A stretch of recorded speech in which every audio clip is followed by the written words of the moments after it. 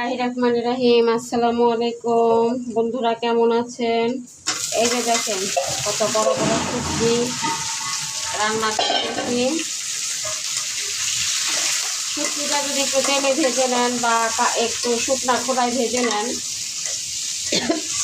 ওইটার ফ্লেভারটা একটু বেশি ভালো হয়।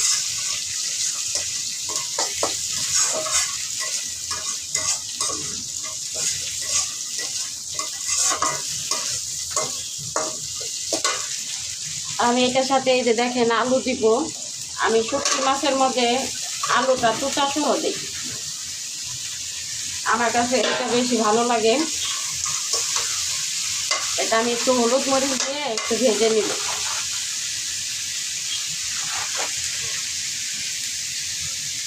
পরে আবার হলুদ দিব।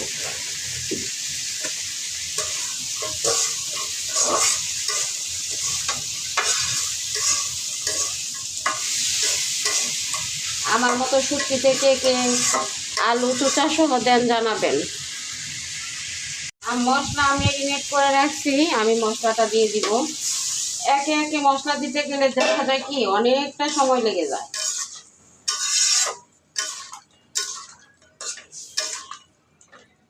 কত বড় বড় শুটকি আমি কিন্তু কাটি নেই, নিজের হাতের শুটকি খেতেই কিন্তু অন্যরকম টেস্ট।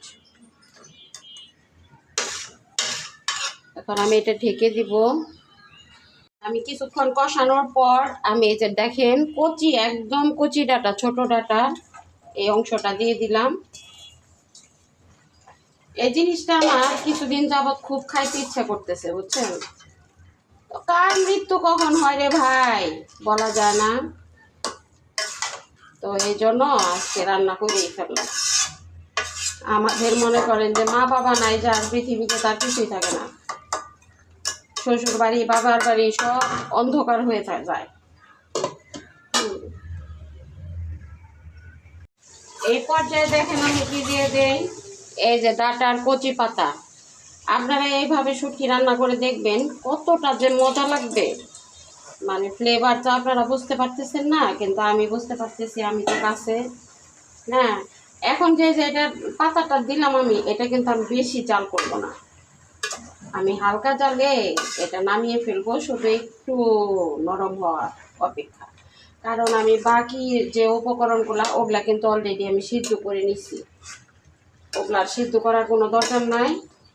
আর পাতা তো পাতাই বুঝেন, চুলায় দেওয়ার সাথে সাথে মিলিয়ে যায়। তো একটু উল্টানি পাল্টানি আর একটু ঝোল দিয়ে দিব হালকা, বাস। এখন আমি এই যে দেখেন এই ঝোলটা দিয়ে দিব হালকা, এই ঝোলে আমার তরকারি হয়ে যাবে।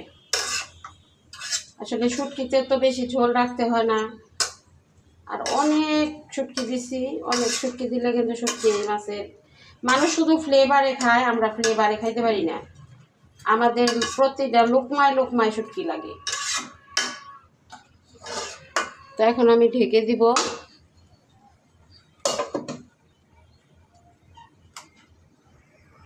দেখেন তো বন্ধুরা আমার রান্নাটা কেমন হইলো, দেখতে কেমন লাগতেছে আপনারা কমেন্ট বক্সে জানাবেন। আর আমার ভিডিওটা যারা ফেসবুক থেকে দেখবেন তারা লাইক কমেন্ট শেয়ার করে দিবেন, ফলো দিয়ে দিবেন। আর যারা ফেসবুক ইউটিউব চ্যানেল থেকে দেখবেন সাবস্ক্রাইব করে দিবেন প্লিজ। তো যারা শুটকি প্রেমী আছেন তাদের কিন্তু অলরেডি মানে মুখে পানি এসে গেছে, জিভে পানি এসে গেছে। আমি তো জানি, আমি তো খুবই শুটকি পছন্দ করি।